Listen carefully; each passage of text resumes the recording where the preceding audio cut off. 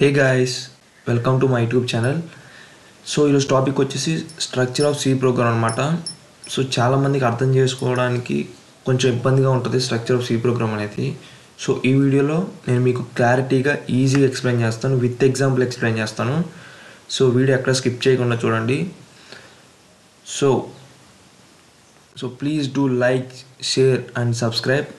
మీకు ఏమైనా డౌట్ వస్తే కమెంట్ చేయండి. మీ యొక్క కమెంట్కి మీ యొక్క ప్రతి కమెంట్కి నేను రిప్లై ఇస్తాను.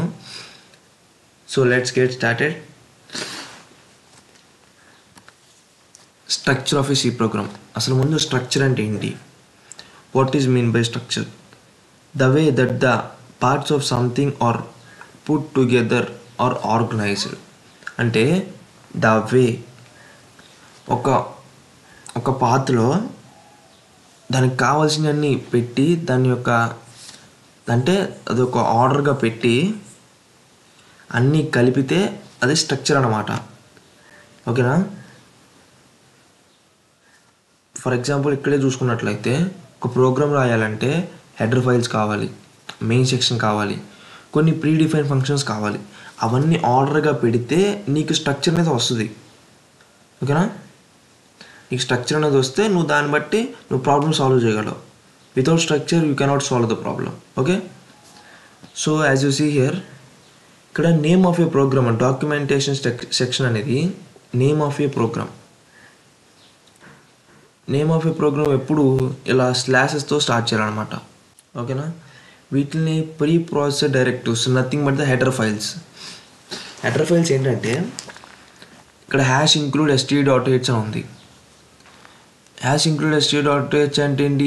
Standard input output header file అనమాట. హెచ్ అనేది హెడర్ ఫైల్. ఓకే, సో కొన్ని కంపైలర్స్లో ఫర్ ఎగ్జాంపుల్ టర్బోలో అయితే 2 పనిచేస్తాయి, డేవ్లో అయితే ఒకటే పనిచేస్తుంది. ఒకటే పనిచేస్తుంది అంటే 2 పనిచేస్తాయి. హ్యాష్ ఇంక్లూడ్ std.h అనేది పనిచేస్తుంది,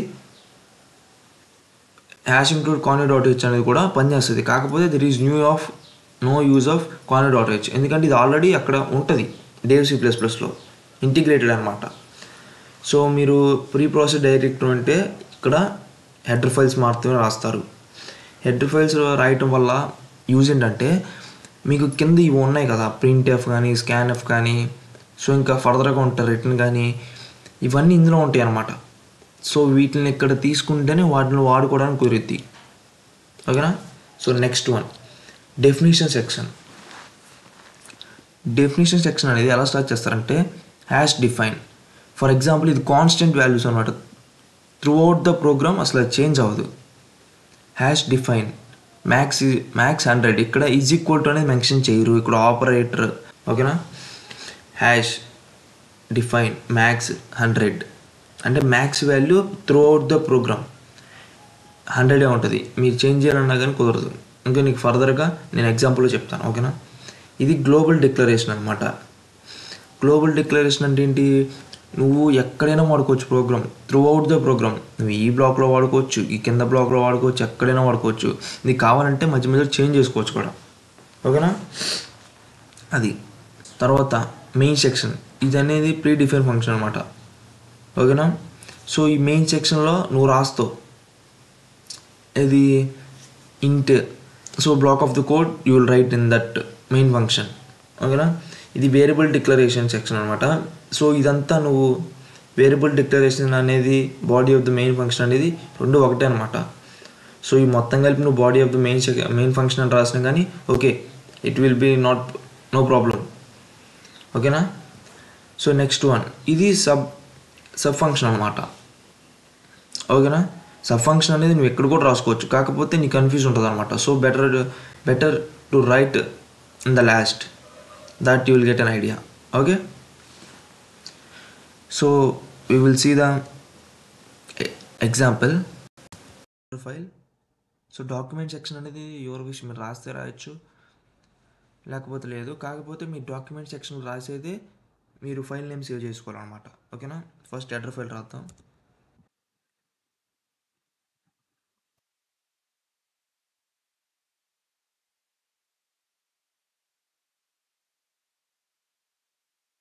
సో చెప్పా కదా నేను వాడేది డేవ్ అనమాట, డేవ్ C++. డేవ్ C++లో కాన్సోలేటెడ్ అనేది అవసరం ఉండదు, ఆల్రెడీ అక్కడ ఇంటిగ్రేటర్ ఉంటుంది అనమాట. ఓకేనా. So next one definition section hash define. నేను పై వాల్యూ తీసుకున్నాను, పై 3.14. నెక్స్ట్ గ్లోబల్ డిక్లరేషన్ అనమాట. నేను ఫస్ట్ ఎగ్జాంపుల్ వేరియబుల్ వరకే చెప్తున్నాను, తర్వాత మీకు ఫర్దర్గా ఇంకా వీడియోస్లో మీకు ఫంక్షన్స్ వచ్చినప్పుడు నేను చెప్తాను గ్లోబల్ డిక్లరేషన్. సో ఇంట్ అనేది డేటా టైప్ అనమాట. A is equal to 10 column main section ఇంట్ main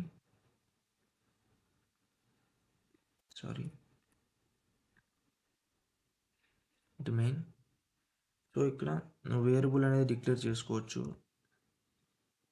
b is equal to 12 అని పెట్టుకోవచ్చు. సో ప్రింట్ఎఫ్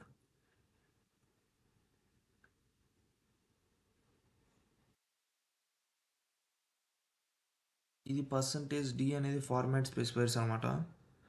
సో నేను 2 వాల్యూ ప్రింట్ చేయాలనుకుంటున్నాను కాబట్టి 2 %dలు. సో వీటి గురించి కూడా ఇంకా ఫర్దర్ వీడియోస్లో డిస్కస్ చేద్దాం. So please do subscribe my channel for more videos. 10 so చూద్దాం అవుట్పుట్ ఏమొచ్చుతో. Save the file.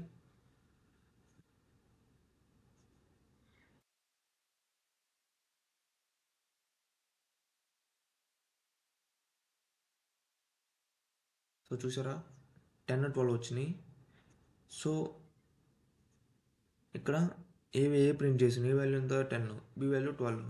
ఇప్పుడు నేను ఏ వాల్యూ మార్చుకోవాలనుకుంటున్నాను.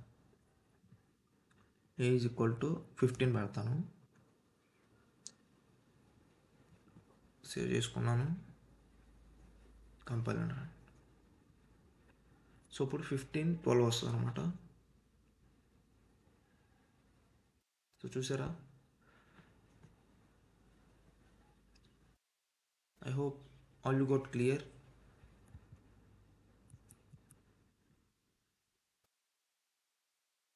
సో ఇది ఈరోజు వీడియో.